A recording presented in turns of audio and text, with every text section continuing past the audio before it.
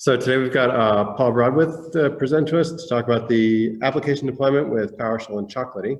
Paul, if you want to just tell us a little about yourself and take it away. Sure. What I'll do is I'll actually put my slides up, and that tells you about me on there, and I'll talk through them. If you want to, yep, cool. I'll just share that just now.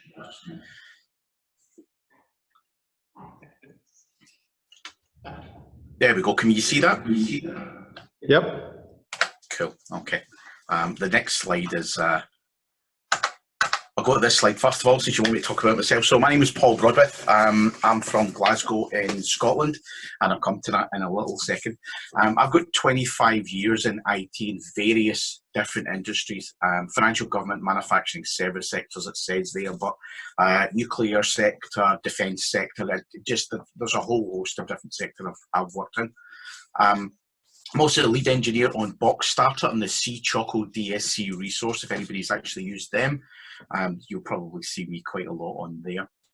I'm an MVP for Cloud and Data Center, and I'm a senior technical engineer for Chocolatey, and I'm also the founder of the Scottish PowerShell and DevOps user group. One thing I was going to say is that, as I said, I'm actually from Scotland. We tend to talk incredibly fast, so if I am talking too fast, please just slow me down. I know everybody's, you guys are from the US, my accent might be quite thick, or, the various different things. I just want to make sure you get the most benefit from this that you can. So just shout if I'm speaking too fast and I'll slow down. So this is a click-free application deployment with the magic of PowerShell and Chocolatey. This is really an overview of Chocolatey itself, how it works very well with PowerShell, how Chocolatey actually loves PowerShell, and give you an overview as well of the community repository and how things kind of work behind the scenes with that as well. So if you're submitting packages or you're working with packages on the community repository, it will give you a bit more of an understanding as well. The majority of this is slides and me rabbiting on, I'm afraid, but we do have some demos where I'll take you through how you set up a package, for example, look at some existing packages and look at things like badly behaved installers, but we'll come to that in a second, what we're kind of going to cover. We'll jump past these couple of slides because we've done them. Before I start as well, I'm actually recovering from the cold. So if I have to cough, I'll pause things if I can, mute things if I can. I'm also trying to finish one of those soother sweets in order to make sure my throat's okay. So my apologies in advance if there's any of that. I know you're recording this, so hopefully you can cut them out if that goes. So anyway, so what we're going to cover today is we're going to understand what Chocolatey is. We're going to understand the difference between packages and installers. It's quite important to understand, and I'll come to that in a couple of slides. I call that the fundamental tenet of Chocolatey, the difference between those two. A lot of people get them confused, so hopefully we'll clear that up. And we're going to look at being able to create a package as well. So we're just going to create a really simple package. The point of us doing that is really just to show you the process of it doing it, rather than creating something hugely complicated and you getting lost in all the technical details. We're also going to learn how to work with installers that won't install silently, what I call badly behaved installers. Unfortunately, there are a lot of installers out there, a lot of different installer types. Chocolatey supports, I think, 22 of those, but there will be others out there that are being created, it looks like every day, but we support the majority of the kind of longer term, the more important ones, but not all of them work by the same rules. So we'll learn how to work with installers that don't play ball. And we're going to learn as well how to use Pester to test your packages. So again, throwing that in there for people that know PowerShell and know Pester. Again, we're just going to look at very simple tests, but the point of it is to show you can use them and you can expand upon that yourself. We'll also learn what the Chocolatey Community Repository is, as I said to you earlier on, and how that kind of all works in the background if you submit packages or if you're working with packages. And finally, we're going to look at tips on how to keep your packages continually updated. So this is actually all based on the open source version of Chocolatey. Now, Chocolatey does have a commercial version. We have Chocolatey for Business, but everything you see today is just uses the free version. So this isn't a kind of sales pitch for Chocolatey. This is to introduce Chocolatey to you and how useful it hopefully will be able to will be for you. So if we can keep questions to the end, it's just so I know what time I've got and I can get through everything. But I'm happy to take questions at the end. And even if we don't have time, you know, I'll give you my details and you can email me and we can, you know, have a chat about things there as well. There's also various other different community support options for Chocolatey. You may be able to get more help with that there as well. So first of all, we're going to look at what is Chocolatey. Now, you know, traditionally for Linux and Mac users, when there's installing software, they install it from the command line. So we've got there for Linux, apt install -y PowerShell, installs PowerShell core. We've got Yum and Pacman as well. There's about 1,000 other ones, it seems like, package managers for Linux, and all of them work in roughly the same way. But fundamentally what they do is they install software silently, unattended, and onto your system. And we've got the same thing with Macs as well. We're using Brew here, so it's Brewcast install PowerShell, and we get the same result. It's installed silently and unattended. But we've not had that on Windows. We've had to click next a billion times and install and finish and all, and tick boxes to do with licenses. So traditionally, we've not had this. We've had to click these boxes, and we've not had that fantastic experience that Mac and Linux users have. So along comes Chocolatey, and Chocolatey was created by Rob Reynolds, who's fervent coder on Twitter and various other social media areas. And that was first released in 2011. And that's sometimes a surprise to people to realise that Chocolatey's actually been about for quite some time, almost 9 years now. It's been about, now, a lot of people think it's, you know, it was created a couple of years ago or last month, or we've been around a very, very long time. So this isn't a flash in the pan thing. But we think of it as the package manager for Windows. The package manager for Windows is what I call it. And in order to get that same experience that you get in Mac and Linux to install PowerShell core, you just use Choco install PowerShell-core-y, and off it goes. And you get that same silent, unattended experience. Because Windows users are not used to this, you know, as I said, I showed you a couple of slides ago, we're used to clicking next 1,000 times. You know, if something like Chocolatey comes along and you can do it off my command line, we think of it a bit like magic. A lot of people think about it like that, especially when they get it for the first time. So what do you need to actually run Chocolatey? Get it installed, get it working. You know, is there some sort of prerequisites that you require? And without all software, of course, there's prerequisites. What we've got here is we support Windows 7 in 2003. I know they're going end of life next week, 14th of January, I believe it is. But we, at the moment, still support those operating systems. We support way back to Windows PowerShell 2, because that's what 7 in 2003 had out of the box. And we also support back to .NET 4, with that caveat I'll come to in a second. Now, there is no support for Nano at the moment. There's a GitHub issue there. So if you use Nano, Chocolatey, you won't get that Chocolatey experience on there. But as Microsoft don't appear to know where Nano is actually going, certainly from what I've been reading, there's no clear avenue for where Nano is going to be, whether it's even going to still be around in the future. So that support is you know, based on a lot on that. So if we get some clear direction from Microsoft, that may change. The second last one is .NET 4 with support back to. Now, TLS 1.2 requires .NET 4.5. Now, TLS 1.2 is the protocol that's used by GitHub, for example. So if you want to download packages and they come from, the binaries come from GitHub, then you're going to need .NET 4.5 on there, as it won't work. And that's just you know, an operating system issue. It's not really Chocolatey. It's a .NET issue, which is obviously to do with the operating system itself. TLS 1.3 requires .NET 4.8 as well. We don't really talk about that because TLS 1.2 is the latest and greatest thing, and everybody's kind of transitioning over to that. TLS 1.3, while it's still being used by some sites, it'll probably become more prevalent in the future. So I mentioned earlier on the fundamental tenet of Chocolatey is what I like to think of. So Chocolatey there manages packages, okay? And packages will come to contain instructions on how things are supposed to run. Packages manage installers using those files. Somebody going to say something? Nope, you're good. No. Sorry, I just had the microphone going on there, so I thought I was going to say something. Okay, I'll jump back. So Chocolatey manages packages. Packages manage installers. So the way I like to think of it, and it's always the example I use, is Google Chrome. So Chocolatey would manage the Google Chrome package. So you would install and uninstall that package. And that Google Chrome package would manage the installer. It'll uninstall and uninstall Google Chrome. But Chocolatey does not manage the installers. Chocolatey will not manage Google Chrome. That's not its job.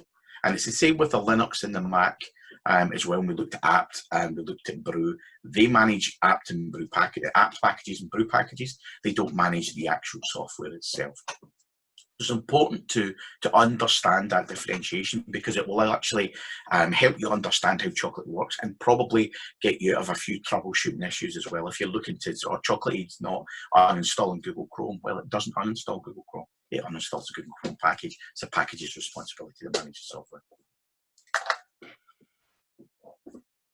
So we're going to look at now what a Chocolatey package is. We've talked about Chocolatey manages packages, but what actually is a package? So on the right hand side, we've got some example files that would be in a Chocolatey package.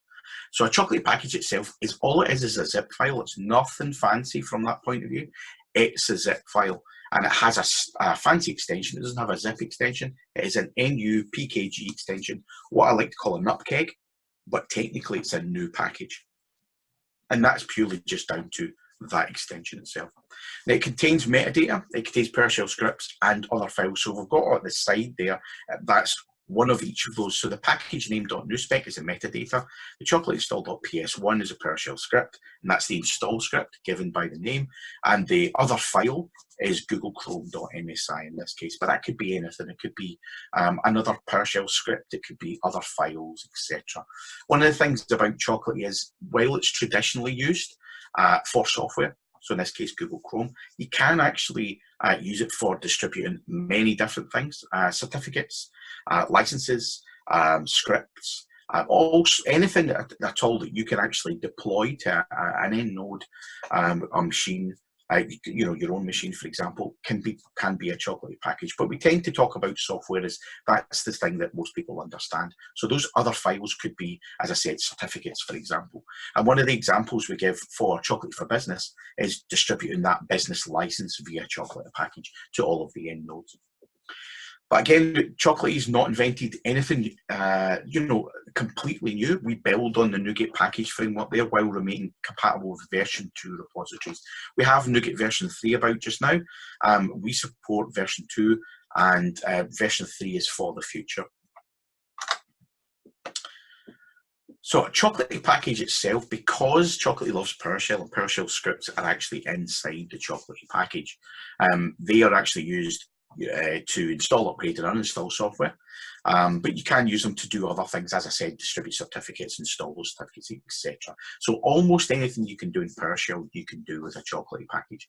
But one of the key things is, don't use choco commands inside Chocolatey packages. So inside your Chocolatey install.ps1, don't run choco.exe to query information, because bad things will probably happen. And that's hopefully common sense, but that's you're trying to execute choco while choco's actually executing, and that's possibly going to cause issues. So that's one of the caveats we talk about. On the right hand side, you see the 3 PowerShell scripts there, and they're inside that package: Chocolatey install, Chocolatey before modifying, Chocolatey uninstall. We'll come to more about what they do later on, but one of them, obviously the first one, installs. The second one changes things before it modifies the package, which would be upgrade and uninstall it. And the third one is the uninstall script. We're going to have a look at some Chocolatey packages, and I'm going to try and get this here. That's the wrong thing.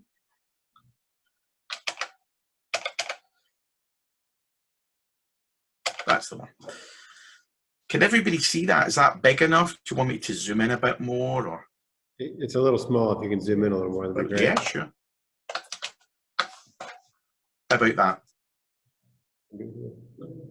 Yeah. Is that good? Okay. Okay.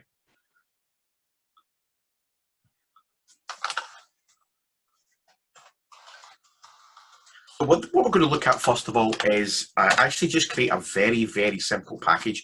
If you want to create a package for some software, or as I said, scripts or certificates, whatever you want to do, the best place to start is actually running the choco new command. And we've got it there, choco new. And in this case, we want to call our package my package. So that's all you do, is you just run that. And what Chocolatey will actually do over here in the right-hand side sorry, left-hand side, is it will generate a lot of files for you to have a look at. So if you can see here, from README upwards, we've got a README file, obviously. You've got the new spec file, a to-do.txt. And I'll go through these in a little second. I'm just explaining. And you've got all of these as well. So that's what that is it's a template package for you to use. Now, a lot of these files you probably won't use. You might, for example, not use the uninstall file. You might not use the before modify script. So you would remove them before you actually create your package itself. But everything is there for you to have a look at. And usually you would start at the README, and that kind of takes you through, let's close this down, that takes you through, you know, there's a summary there. What do you want to do if you want to update your packages automatically? What is shim generation? You know, self-contained built-in function. So it takes you through all of the information that you might want to see. Now, once you've started creating a lot of packages, you'll know this stuff anyway. But when you're starting from scratch, this is really, really useful. So we give you lots and lots and lots of information. Maybe a bit too much, but you know, it's better having it there and not needing it than needing it and not actually having it. So the next one as well is you go through the to-do file, and it's taking you through what kind of package do you want to create. Is it an organization, internal use package? And it gives you information about that. Are you going to publish it to the community repository? Do you have distribution rights? Here's some things you need to think about. You don't have distribution rights? Okay, here's some other stuff you need to think about. And on it goes, determine the package type, etc. So you'll be able to go through all of that. And that explains those Chocolatey scripts as well, and what the kind of variables inside and what they mean and what you would want to use them for. And then jumping into the tools folder, you've got comments right through. I'm not going to go through the code. What I'm showing you there is there's a lot of comments for, you know, it's help to make you understand that script. And we've got the uninstall script as well. Lots of comments in there and a kind of sample of what you would be looking to use code-wise in there. And that's why this script is empty, because it's not used in a lot of cases, but it is very useful when it is used. But there's a lot of comments in there as well. And we've got the license verification file, etc. as well. But one of the most important things is a metadata file. And that's what we call the new spec file. You can see that by the extension. And this is just the metadata of the package itself. Again, all the green is lots and lots of comments. You could just leave them in there. You don't have to remove them, because when you create the package from all these files, they will actually all be stripped out anyway. But one of the most important things is a version number. So I'm just going to give this 1.0.0 because we're actually just going to create this very basic simple package. So hopefully that explains where you would want to start when you create a package, especially if you start for the first time, and the amount of information that we give you.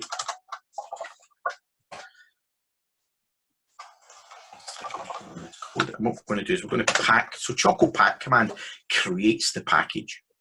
Okay. Let's refresh that. And there's the package that's created there. And we're going to just have a look at that. As I said earlier on, it's just a fancy zip file, so we're going to actually have a look at that. And there it's there. Hopefully, that unfortunately I can't zoom too much. I'll see if there's a zoom it running. There's a zoom it. Okay. I keep forgetting the key codes for this. Give me just a second. Control and one, not control alt. There we go. That's it. Oh, wrong way. So oh, we'll jump back to the. Where do we go? That has vanished. Ah, there's it. Sorry. So there's the files actually inside that. What might have been handy actually is if I made that full screen. That would probably be very handy to the beginner. So yeah, we can see inside, if we go inside that new spec file, do you remember that all those comments were in there? They've all been stripped out for us when we packed it up. And we've got the ID and they've got that version number I typed in there. And obviously the other information like the authors, owners, etc. you would fill out. I've just left it as is because we're just creating a very simple dummy package at the moment. But as you can see as well, all of those files are in there because what it's done is it's included everything inside the tools folder. And I'll show you why it's done that and why you might not want it doing that. There's actually a part in your new spec. I'm just going to. There we go. I've actually got the loudest keyboard in the universe, so I apologise for that as well. You can probably hear it's quite loud. we've got a file section, and what we've said in there is use the tools folder and call it the tools folder inside the package as well. So, but that double asterisk there includes all the files inside the tools folder. If we, for example, had this on GitHub, let's say, and we, some of those GitHub files we don't want to include in the package, but we don't want to shift the folder, you could actually just include those files inside there. Specifically, so if you just wanted Chocolatey install, you put Chocolatey install in there. But by default, it includes everything inside the tools folder. That's why all those dummy files, or templated files, sorry, not dummy files, were actually in there. We're going to have a look at an existing package now. So somebody's created one. Let's have a look at it. And this one is putty.install. I'll zoom in on that again. So you can see we've got a couple more folders here. We've got a legal folder. And we've also got the tools folder. You can see is quite big, and I'll show you why that is in a second. So there's additional files in there. So here's a NewSpec file, metadata file that would be, has been completely filled out. Let's see if we can get word wrap going here. So, I can't remember what this is either. Oh, I can't see. Word wrap. No. Yeah, there it's there. There it's there. That's better. So someone's completed all these fields, filled out all that information, and so that's a more complete package for you. But the bit we're really interested in is in tools, and we've got the binary files. So when I talked about Google Chrome at the beginning, you don't have distribution rights for Google Chrome, so you couldn't put it inside the package and put it on the community repository. But we do have that for Putty because it's an open source package. I don't know what the license is off the top of my head, but we'll find out in just a second. And we can have a look at that Chocolatey install PS1 file. And this is what we call a Chocolatey helper. This is what Chocolatey have provided to help you install that software. So you just give it a hash table with things like where the file is, silent arguments, etc., give it that, and it goes away and installs it for you. So all this Chocolatey install PS1 is basically a Chocolatey helper and a hash table. Effectively, that's all it is. But if we go back to this extra folder, this is the legal folder. So the license for this is, I'm not sure exactly what that license is, but it's fairly basic, and that's why we're allowed to, or the maintainer is allowed to distribute, because it says there we're allowed to do that. The binaries within the file itself. And also you've got that verification file. What that does is, because you've embedded that binary inside the package, you don't have to provide checksums. Now checksums, what they do is, let's say you've got two versions of a package. Version 1 has got one particular checksum, version 2 has got another particular checksum, and you're downloading them from, let's say, Google. In this case, let's say it's Google Chrome. The checksum is used to ensure that the binary has been downloaded completely, just like we do a normal checksum with any other bit of software. But what it also ensures is that version 1 hasn't been changed since the maintainer created that package. So Google might have went and updated version 1 of Google Chrome, but didn't actually change the version number, so the checksums won't match. So that's not what the maintainer intended. They intended for another binary to be used, the previous one to that. So those checksums are useful in those, not just the downloading, have we got all of the file sense and it's not corrupt, but also in the sense that the maintainer intended a particular version of a binary to be used for that package. So that allows the actual moderators to go in and make sure we will download that. We would probably go and download that one there. And then we download the 64-bit one and make sure that the binary checksums match those two there. So that's a manual process for the moderators when the package is embedded. Sorry, the binary has been embedded. If you're downloading them from Google itself, rather than embedding them in a package, there's an automatic mechanism that checks that once it's been downloaded. We talked earlier on about what you could do with Chocolatey packages, the PowerShell inside, you could do practically anything.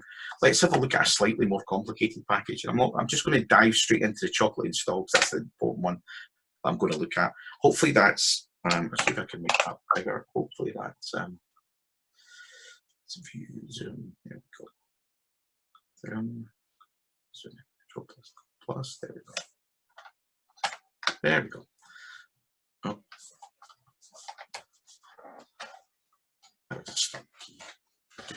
There Anyway, we're not going to execute this, we're just going to have a look at it. But as you can see here, I'm not going to go through the code, but there's a huge amount of code in here compared to Putty.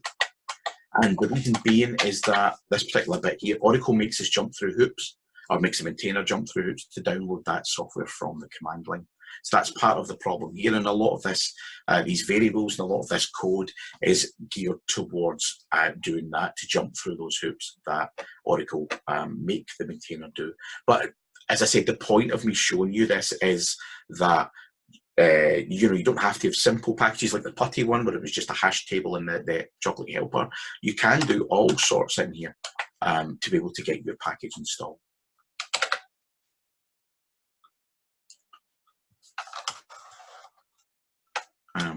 We're going to have a look at badly behaved installers now. For badly behaved installers, I mentioned at the beginning, you've got lots and lots of different packaging types. Two of the ways to deal with it is, if you're an organization, you'll probably want to repackage it as an MSI and deploy it with Chocolatey that way. That way you can control it much better, and it's much more self-contained. But the way it's traditionally done on the community repository is using something called auto hotkey. Now, I would probably, stick your hand up if you don't know what hotkey is, but I'm just going to explain it anyway, because I obviously can't see you guys. Auto hotkey is software that mimics button presses and mouse clicks. So you can, for example, if something pops up on the screen, you can script it so that it clicks the right buttons and enters the right information. So that's effectively what it does. There's another one called auto IT, which I start to see used quite a lot in the community repository, but auto hotkey is by and large the one that's used most often. So if we're going to actually look at VeraCrypt, I wrote the auto hotkey script for VeraCrypt way back a number of years ago. It's probably been updated since then, but this is the one I know. And also it has an installer that you cannot install silently, which is why auto key is used. So it's good to see the difference, how you would traditionally install it, which will hopefully come up in just a second. We're just going to, it's called that VeraCrypt setup hotfix-2.exe. That's a setup install. So traditionally you'd have this. You click OK, you accept the license terms, you click Next. You click Next again because you want to install, you may want to extract, but and I'm going to stop here because if I click Install button, it's going to go ahead and install. But you can see we've got to click lots of buttons to get that to work. So there is a package on the Chocolatey Community Repository for VeraCrypt, and we'll see it. Don't blink because it goes very quickly, and you can see auto hotkey doing its job.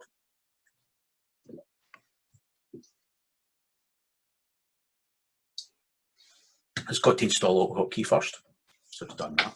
There we go. So that's VeraCrypt installed. So auto hotkey's clicked all those buttons, checked all those boxes, and off it's went. And the uninstall is just as quick.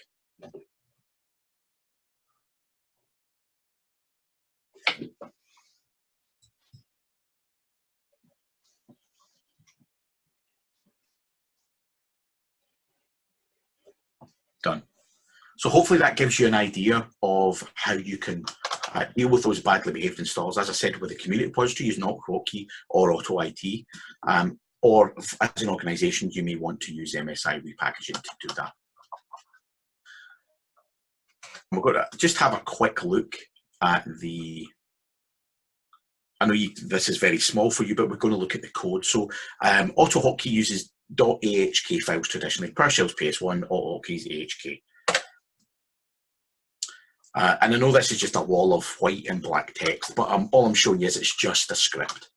That's all it is, and it allows you to check things. Has this particular window popped up? Okay, click this button. If that window's popped up, click this button. Wait for this length of time. If it doesn't pop up, there's a problem. All those different things. So that's the install. Any uninstall is pretty much the same. So it's the same sort of idea. So as you can see, it's just a script, and auto hotkey will just run that script and sit and wait for those windows to pop up. So we're going to jump back to the slides just now.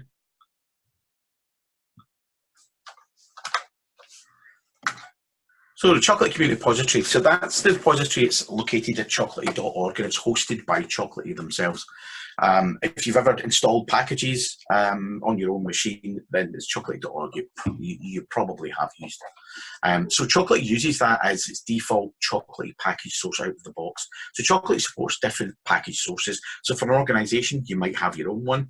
For if you're running it at home, you're probably just using the Chocolatey Community Repository, as I said. And that, if you look at the sources, is called Chocolatey. So that's a Chocolatey source. So the vast majority of packages on chocolatey.org are created by volunteer maintainers. People like myself, I do that in my spare time. I did that before I started working with Chocolatey for a number of years. I know some of the other team members have packages themselves, but we have a huge number of volunteer maintainers who maintain all of those packages. We also have vendors as well. Some vendors maintain their own packages, and some vendors use it as a primary distribution system for their software, because it gives a huge amount of exposure. We'll come to the amount of traffic that goes through chocolatey.org, but there's a huge number of users using that repository, so it's a great place for you to expose your software to. And one of the important things as well is the repository itself is for the many and not the few. Its use is monitored, and we'll talk about that in a couple of slides and how it's monitored and what we do round about it. But it's really important to stress that as what we're not keen on is having people harboring that website and causing outages or making it slow for other users. And we want to make sure it's for as many people as possible.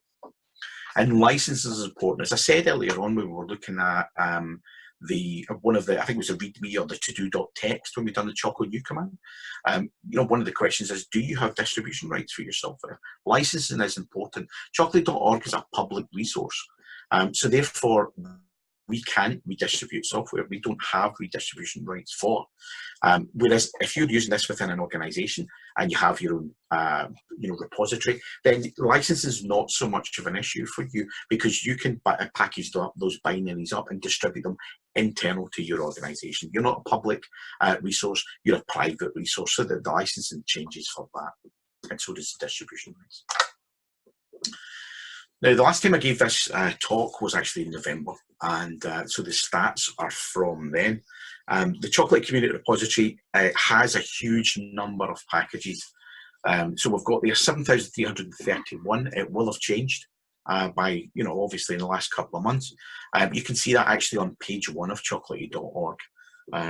So it's 7,331 then. So that's unique packages. And of all those versions, we've got almost 18,500. Total community package installs, 755 million. And 5,270 of those packages I mentioned previous are actually known good packages. That doesn't mean the other ones aren't good packages. It just means they're unknown because they were submitted before moderation started in 2014. So 2014, volunteer moderators were checking the packages, not just the automated checking. So prior to that, it was just the automated checking. So we don't class them as known good packages, but that doesn't mean that they don't work. So we've also got on the left-hand side there, you can see the number of requests and the amount of data. With 1.8 million unique visitors in November itself. That would have been up over the Christmas period, it always does. And the amount of data and the amount of requests we're getting every day as well. So it's a huge, huge website in terms of requests and data bandwidth, I suppose you want, or traffic, you call it. I mentioned earlier on about the use is monitored, sorry, the Chocolatey website is for the many, not the few, and its use is monitored. Now, we have two things in place to do that. Rate limiting, and what that does is, if you try to download Chocolatey, the Chocolatey package itself, any more than 5 times in a minute, you'll be rate limited. And if you try and download any other package 20 times in a minute, you'll also be rate limited, and that's a 1 hour block. Now, the reason behind that is, if you're using this at home, it's highly unlikely that you'll ever hit these blocks. It's really for people who are excessively using chocolatey.org, for example, large organizations, or people that have large amounts of machines behind their firewall, their router, behind their internet connection, whatever you want to call it. And those are the people that should really be setting up an internal repository for Chocolatey, rather than using chocolatey.org itself. We also have monthly download monitoring. Now, what that is it's a fixed number of downloads, and we don't talk about the number as it can change. So it's a fixed number of downloads within a 30-day period, and if that number of downloads is breached, again, it is tens of thousands of packages, so it's not something that you're going to hit when you're using it at home. Again, it'll be organizations of people that really need to look at internalizing those packages and maybe bringing down something to keep their own repository, to keep it within their organization itself. So one thing that's to stress here is, and we're very, very clear about this when anybody contacts us about the rate limit or that they've been blocked, is that this is not to encourage people to buy licenses. So if you're a commercial customer, these rates, rate limit and the download monitoring still applies to you. So it's because we're keen on that. It's for the many, not the few. It doesn't matter if you're a customer or not. What happens is the monthly download monitoring, when the IP address is blocked, we encourage people to contact us, and then we'll talk them through the options of being able to create their own package repository and how they do that using free software. Again, it's not going to cost them any money other than time. And we've put together videos and tutorials on how to do that, and how they can be done within about 15 to 30 minutes, the very basic ones, and that will get you around most of the download monitoring and the rate limit in itself. So just to be clear, this isn't something that we're wanting to make money out of. Please buy a license, all that kind of stuff. That's not what it's for. It's to make sure the stability of the website is guaranteed. Now, if you submit a package to the community repository, these are the steps it goes through. So we've looked at that My Package one that we created earlier on in the demo. So what you do is you just use ChocoPush, the name of the package, in this case My Package, with the version number tagged on the end, and you've got an API key. So that's like your password, if you like. So when you push that gets pushed up to chocolatey.org, and that's been received. And what then happens is, at the same time, it goes through the package validator, the verifier, and the scanner. And then it goes through a human moderator. Now, to explain what each of those package validator, verify, scanner does, the validator will validate that metadata, that new spec file, to make sure it's valid, it's correct. Your URLs that you've put in there for things like your project URL and the package source URL are actually valid URLs. Make sure that certain rules and guidelines are followed within there as well. None of that's a secret, that's all documented. Documentation might be a little bit out of date in some cases, but it is documented, and we're keen to keep it as up to date as we can. So if you do spot anything that's out of date, if you've read that documentation, raise an issue for that on GitHub, and we will get that addressed. The package verifier as well, what it does is it'll actually verify the package. So the validator validates the metadata. The package verifier will verify that your package installs and uninstalls properly. And it does that within a virtual environment, that it checks these things and then throws that away. And the package scanner uploads your package files. Anything that you've changed, anything that you've installed on the system will be uploaded to VirusTotal and scanned with between 60 and 70 virus scanners. And the results will be actually put onto the Chocolatey package, chocolatey.org package page, so that other people can see that. If it's got too high of a scan hit, we won't actually approve the package, and that's the next stage where the human moderator comes in.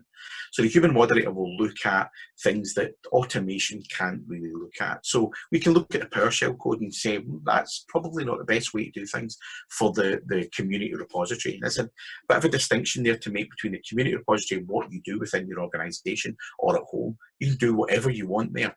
You can use all sorts of PowerShell and do what you want. But when it comes to the community repository, we have to protect users, and we have to make sure that they understand the code that you've written, and it's that it's not obfuscated or hugely complicated when it doesn't have to be, because people might want to verify that. They might want that reassurance that that stuff is okay. And that's another reason we look at that, so that people can say that, well, it's been through a human moderator, and they've checked that. But we check it to a certain level. You can never guarantee that stuff won't get past us. But those are the 4 levels that all goes through. Now, some packages get the human moderator. We call them trusted packages. So we've got maintainers that have been around for a very long time, or maintainers that are very, very good with their packages, and they time and time again have submitted packages with no issues, and so we can trust that they would continue to do that, and they therefore skip that human moderator, but it still goes through the validator, verify, and scanner. And finally, once your package has been approved and it's available for install and upgrade and all the rest of it from the community repository, it actually gets checked every 30 days by the verifier again. So the package verifier has another package verifier service, if you like, and it's called the monthly package verifier. And what that does is just every 30 days goes through and verifies your package again. And if it then fails, for whatever reason, maybe the binary is no longer available or the checksum's changed or something else, then you'll get an email to tell you about that. And that's another good thing to say is at each stage it goes through the validator, the verifier. The scanner doesn't alert you, but the moderator, when it's approved, you get emails about that to let you know what stage your package is at. So we've talked about it, and I know this, as we said, or as I said at the beginning, this isn't a sales talk. And again, this isn't going to be a sales talk here, but a lot of organizations use Chocolatey open source within their organization. So it's to talk about what we recommend if you're an organization. So we don't recommend you directly use chocolatey.org if you're an organization. And we've listed the four primary reasons below, reliability being one. That if any of you use Chocolatey, you'll know that we've had some issues over the Christmas period, and the site has had some disruption. So if you were using that as an organisation, you would come to think, well, I can't download my packages from chocolatey.org. And as an organisation, that's probably far more important that you can't have your software up to date than it would be for me sitting at home, for example. So reliability is part of that. Trust, again, as I said earlier on, I maintain packages, but if you're an organisation, you don't know who I am.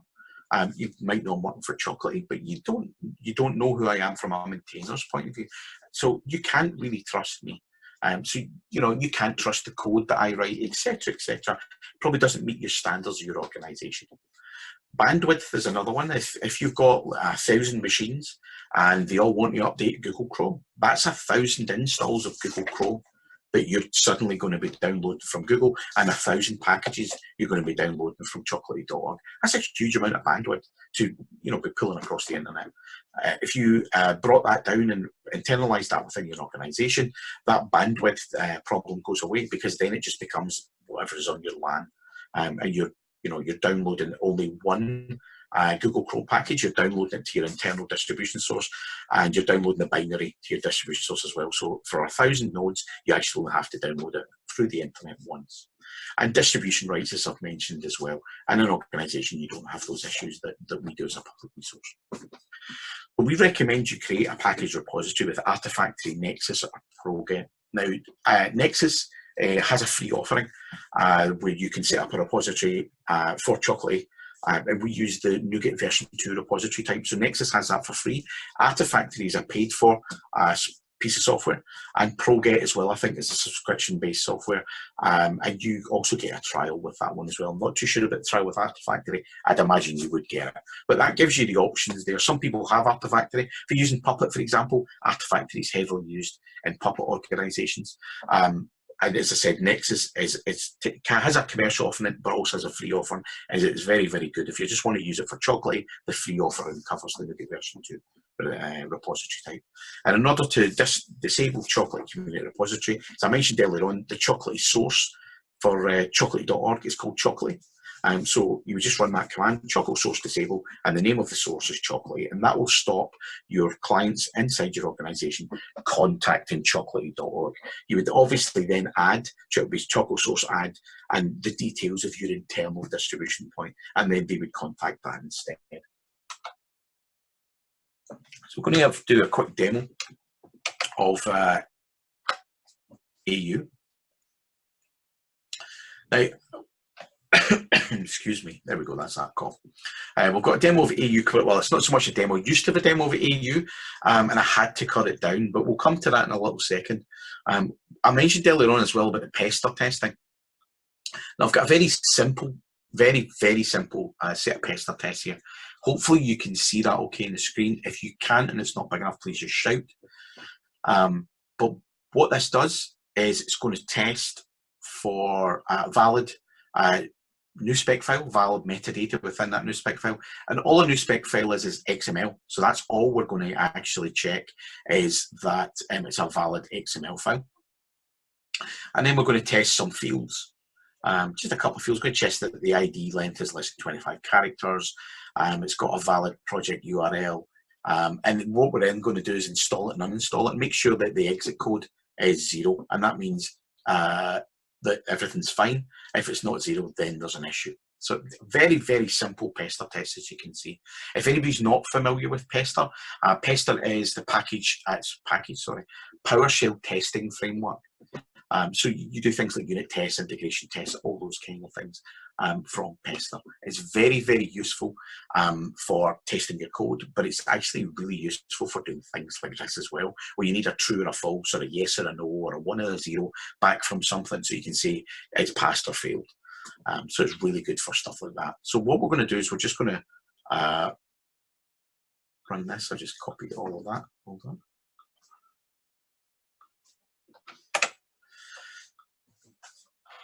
We're going to run it against the, do you remember we created my package way at the beginning? We're going to run it against that. Now this test is going to fail. It's going to fail for the project URL and the install and uninstall. There we go. I'm just going to scroll this, or open this up a little bit. And I'll explain why it failed in a minute. Okay, as I said, I was expecting it to do that, so this is deliberate, honest. That project URL is invalid. That's supposed to be a URL to, let's say, GitHub, for example. Well, that is not a valid URL, so that's why it failed. And it also didn't install or uninstall properly because we left the Chocolatey install and the Chocolatey uninstall PS1 files as their default. And by default, it's just a template. So it's not going to install or uninstall anything properly. So that's why it failed there. But what we're going to look at is running it against Putty that we were looking at earlier on. And this will pass. So here it's the IDs less than 25 characters, pass, valid project URL, pass, and then it's going to install it now. It's installed without error. And it's now going to uninstall it. And there we go.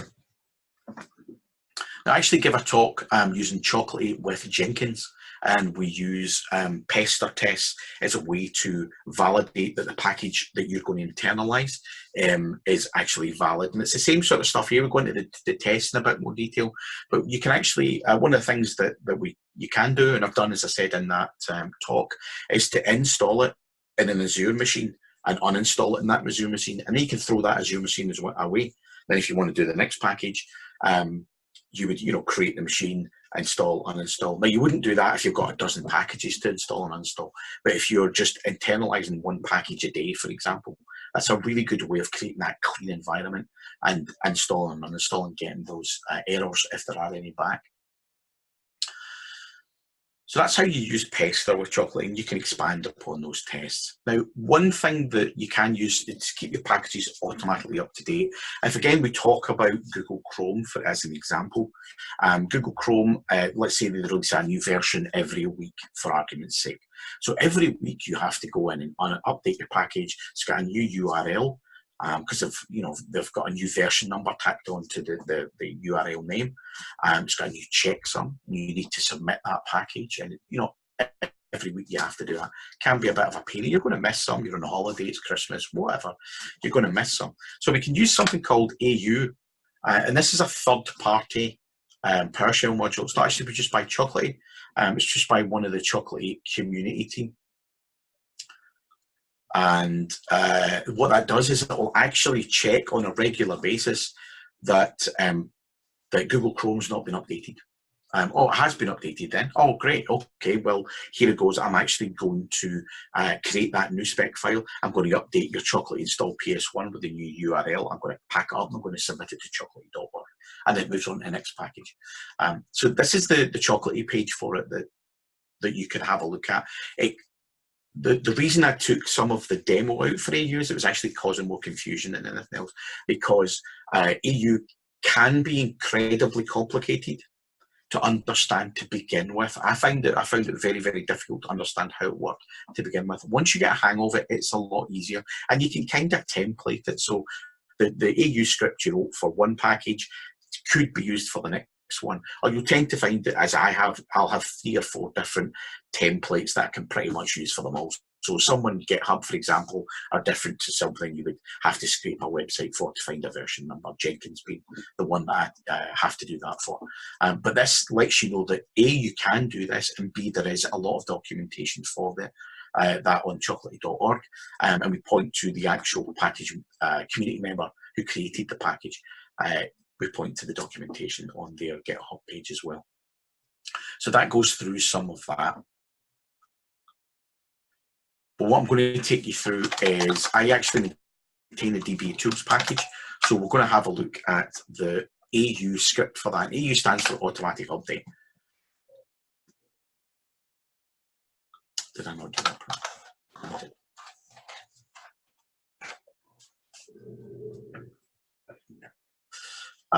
So there's the call update.ps1. And again, it's just PowerShell in there. It's a particular format of PowerShell because these functions mean something to AU. So we've got AU search replace, AU before update, AU after update, AU get latest. They kind of speak for themselves in what they do, let's be honest. But what this one does, I'll just go through it very quickly. AU get latest gets the latest version, and it returns that back. AU will then determine if that version number it's got is a more up-to-date one than it knows about. If it's a new version, for example, if it is, it will go away and do some stuff internally. But before it actually updates the package, before it updates the metadata and the Chocolatey install PS1 file, that kind of stuff, it'll actually run this. And what this does for DBA tools is actually downloads a module from the PowerShell gallery and zips it up and puts into that tools folder. Remember I said at the beginning, anything that in the tools folder by default will be packaged up with the actual package. So that's all it does. It pops into the tools folder here. Hopefully that's actually, I'll make that a bit bigger, my apologies. That's the tools folder. So that's all it does is it's moving that item. So it's moving the zip path, which as I said is just a module zipped into that tools folder. And then AU will go away, package that up and actually submit it to chocolatey.org. So while it's PowerShell, as I said, there's some kind of caveats that it needs particular function names. It is looking for things. There's another one for Jenkins. It's pretty much the same. So what I'm doing, I'm just going to briefly let you see it. I do realise we're at time. Don't worry, I'm not going to run away with all this. I think we're almost at time just now. I've only got a few more slides left. So again, we've got the same sort of stuff here, except this has just got to get latest. And all this does here is it will scrape the Jenkins website for this text, which is deploy Jenkins and then a version number. And then it returns that version number back. And AU will then decide if it's up to date or whether it is a new version. There's this one here actually I didn't mention, AU search and replace. What it does is it's just a really simple search and replace regular expression on these particular things in your Chocolatey installed on PS1 file, and it replaces it with these values. So your URL will equal the URL latest version of Jenkins, and it's just replacing it with latest.url, which is what it gets from here. So, as I said, it can be quite a complicated subject to begin with, but it's definitely good persevering with it because it's very, very, very useful. Put this back, and then we will. What happened? Okay, things are going mad. There we go. Oh. What's happened here? Things have gone weird. Just a second. There we go. I don't know what happened there. Keyboard just seemed to not do anything. So, as I said, only a couple of slides left. I know I did go through particularly the AU bit at the end, but as I said, and I'm not repeating myself, it can be quite a complicated and dry topic. So I've given you the avenues that you can get that information from and let you know what it does and what it can do for you. So hopefully today we know now what a Chocolatey package is. We know how to create a package and how to use the templates. That's that chocu command, really useful when you're learning to create packages. We've learned how to deal with troublesome installers using AutoHotkey, AutoIT, or MSI repackaging if you want to use that within an organisation. We know how to use Pester to test our packages with those really simple Pester tests that hopefully gives you a basis that you can expand upon. We'll learn what happens when you submit a package to the Chocolatey Community Repository. It goes through that 3 stages of submit, received, and approved. and we know what we can do now to keep our package continually updated. We can use AU to do that. So does anybody have any questions?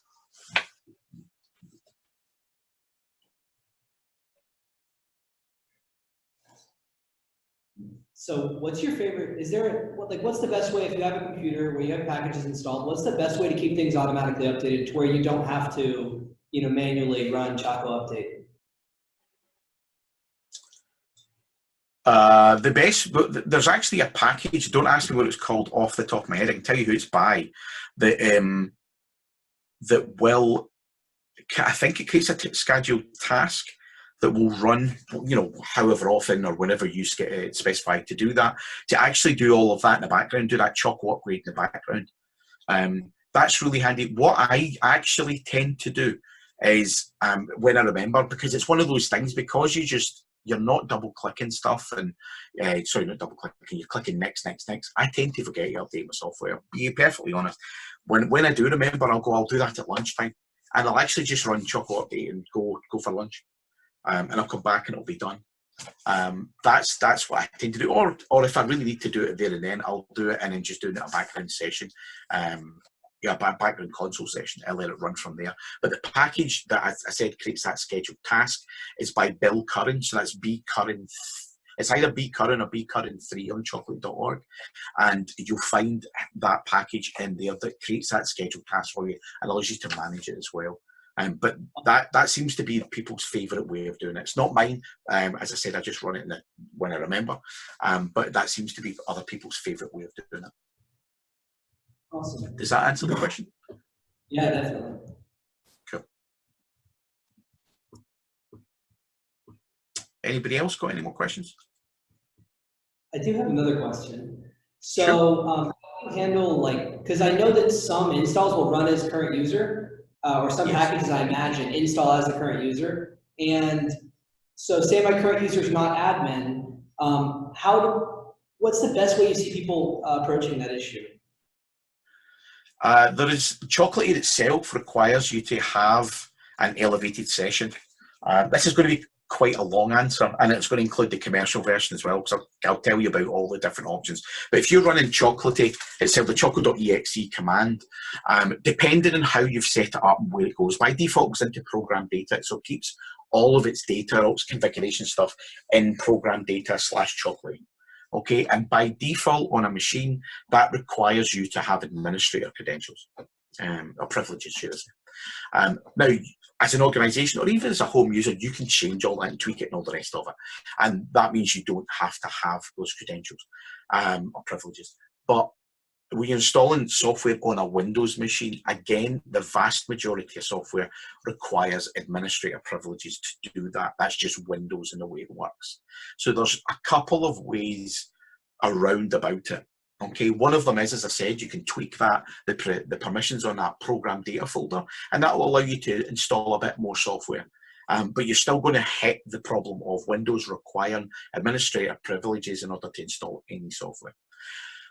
So the two main ways round about it are the commercial version has what's called a background agent, and what it will do is it will install that software for you. Okay, so you can go in and you can run a Choco install command, and let's say it's for something that requires administrative privileges. Google Chrome, again, we'll use that example all the way through. And the background agent will actually go away and install that in the background. Okay, so that's one way it's overcome. As I said, this isn't a sales talk, this is about the open source version, but that's how you do it in a commercial, organizational basis. The other way round about it is something like portable packages.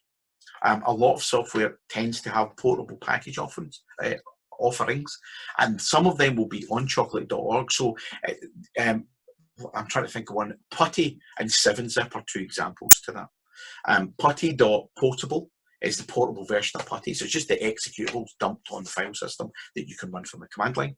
And 7-zip, it's the same thing for there. So you may not need administrator privileges to install those packages because the files are not actually installed in the traditional Windows sense. It's just executables put onto the file system. But again, there's another caveat to that. The files are dumped into the program data / Chocolatey folder, the subfolders under that. Then you'll still need those administrative privileges as well. So there's lots of options, but they all have little bits of caveats. You need to do this and that. But those are the kind of main ones to do. And a lot of it's trying to get around Windows itself requiring those privileges in order to install software. Okay, Does cool. that answer your question? It does, thank you. Cool. Okay.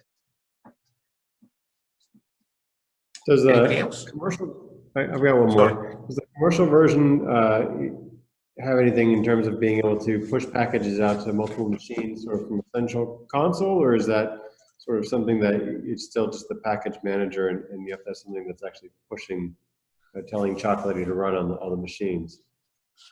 No, there's kind of two answers to that question, and both of them are yes. Chocolatey for business, or all our business customers now have available to them Chocolatey Central Management, what we call CCM.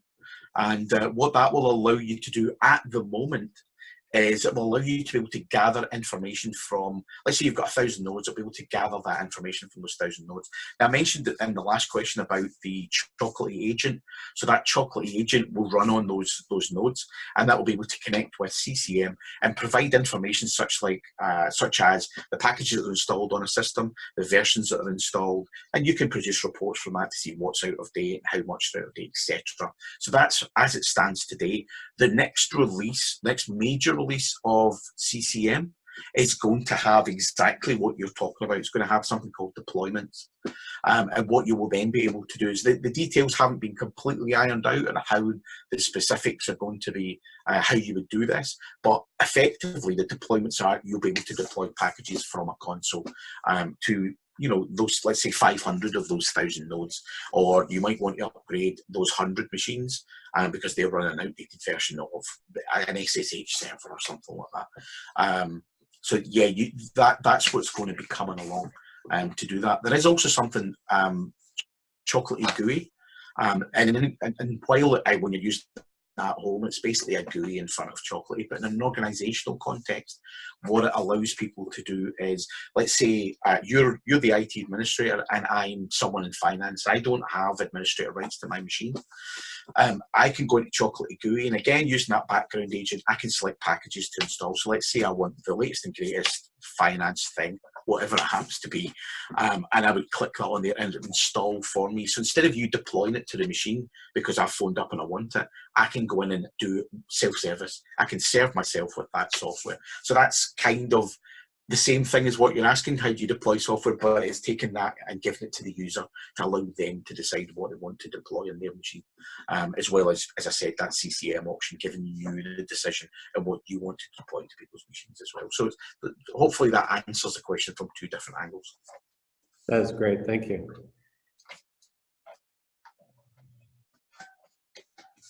Any more questions?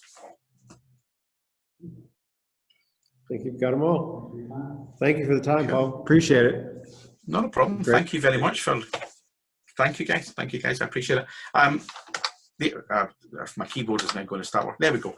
There's all of my details. As I said, if you've come up with any more questions, feel free just to reach out to me. The link at the bottom, pau.by/talks, is not entirely up to date, unfortunately, with all of the talks that I've got. I'm actually revamping that, but you'll find a lot of the talks that I give of one particular version or another on there. And there is a version of this talk, not this particular one, an older version of this talk on there.